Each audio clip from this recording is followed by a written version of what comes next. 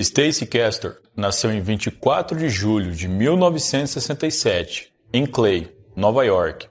Pouco se sabe sobre sua infância, mas a mãe de Stacey disse que sua filha sempre sonhou em fazer coisas incríveis em sua vida. Ela era muito inteligente e queria se formar em direito.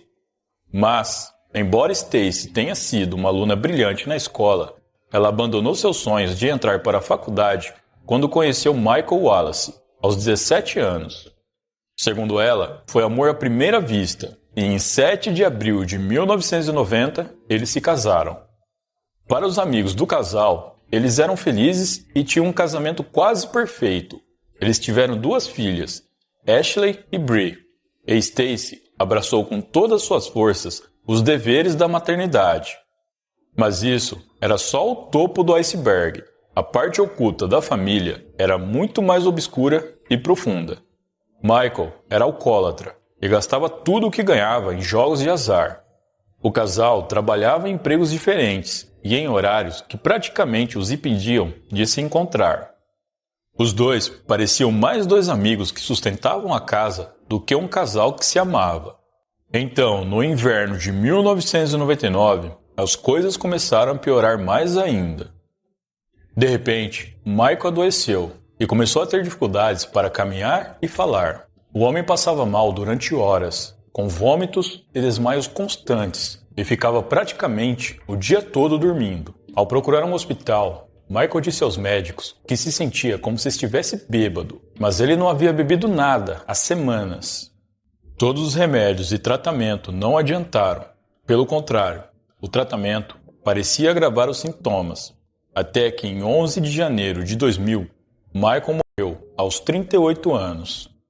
A sua morte foi registrada como um ataque cardíaco fulminante, mas os pais do homem acreditavam que algo muito pior havia acontecido.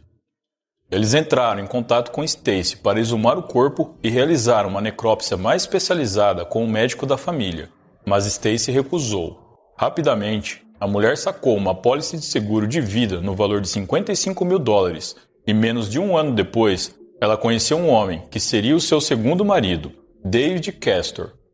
Stacey e David namoraram por 2 anos e posteriormente se casaram no final do ano de 2003. Como no primeiro casamento, a vida do casal, para quem olhava de fora, parecia quase perfeita. David era um homem muito bondoso para todos que o rodeavam e extremamente trabalhador. Mas em 22 de agosto de 2005, Stacey novamente ligou para o 911 em pânico, dizendo à operadora que seu marido havia se trancado no quarto, não respondia e nem abria a porta. Quando a polícia chegou, eles encontraram David Castor completamente nu e morto sob a cama. Os investigadores notaram um líquido verde em um copo ao lado e uma garrafa de anticongelante no chão. A princípio, parecia que David havia ingerido o líquido na intenção de tirar a própria vida, ainda mais porque Stacey afirmou que seu marido ficou deprimido após a morte de seu pai. Mas após o início das investigações, as coisas começaram a ficar estranhas. Uma semana antes de morrer, David passou todas suas economias para o nome de Stacey, algo em torno de $350 mil.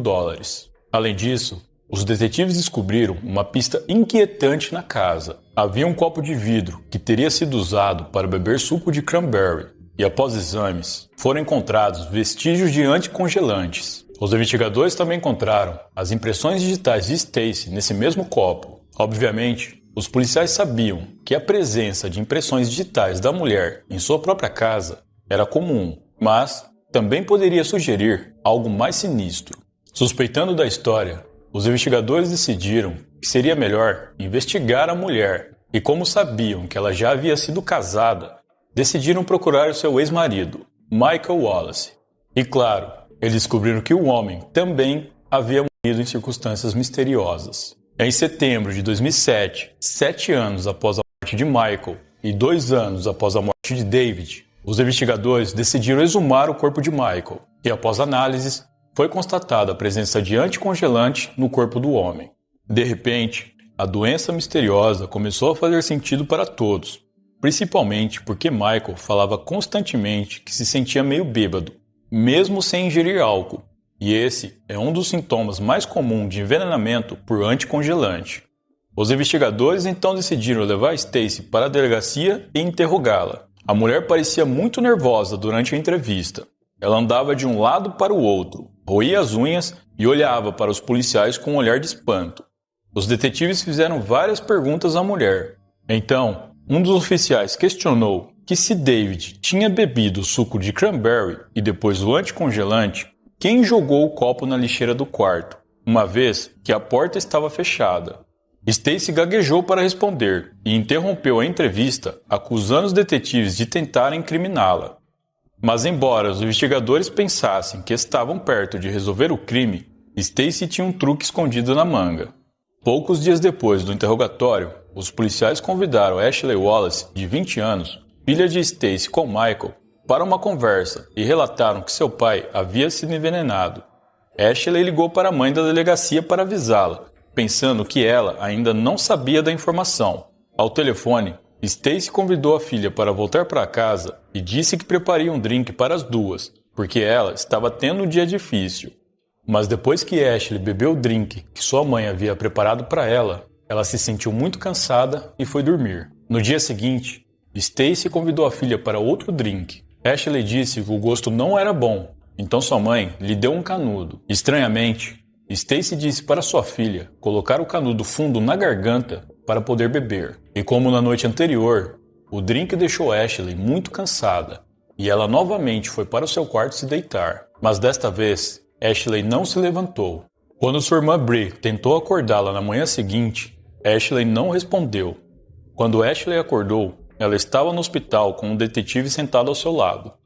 Ele disse que os paramédicos a encontraram com um bilhete de despedida datilografado, onde a jovem confessava os assassinatos de seu pai Michael Wallace e de seu padrasto David Castor. Totalmente confusa, Ashley disse que jamais faria uma coisa dessas.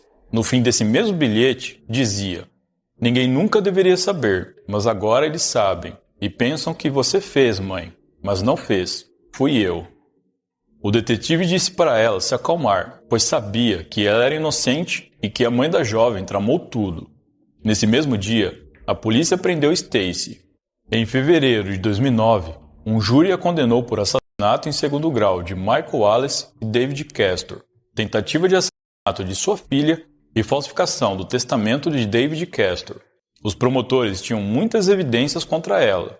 Eles tinham as impressões digitais da mulher no vidro de anticongelante do quarto de David Castor e no copo de suco com vestígios de anticongelante no lixo, e a prova de que ela havia escrito o bilhete de despedida de Ashley em seu computador.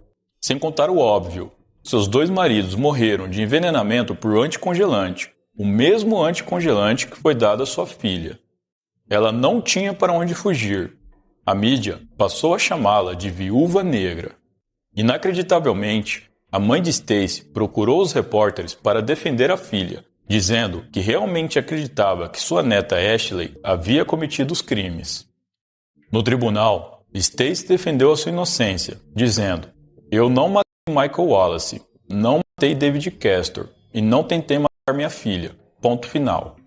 Os investigadores também tinham indícios de que Stacey teria assassinado seu próprio pai, Jerry Daniels, em fevereiro de 2002, quando ela foi visitá-lo no hospital e levou um copo de suco para ele, mas isso não foi comprovado.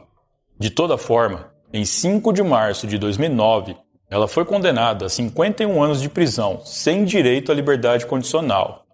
Na manhã de 11 de junho de 2016, Stacey Castor foi encontrada morta em sua cela. Segundo suas colegas de prisão, ela passou mal após tomar um suco na noite anterior. Mas apesar da estranheza da morte, não foram encontrados indícios de que a mulher tivesse tirado a própria vida e constataram que a causa da morte foi um ataque cardíaco.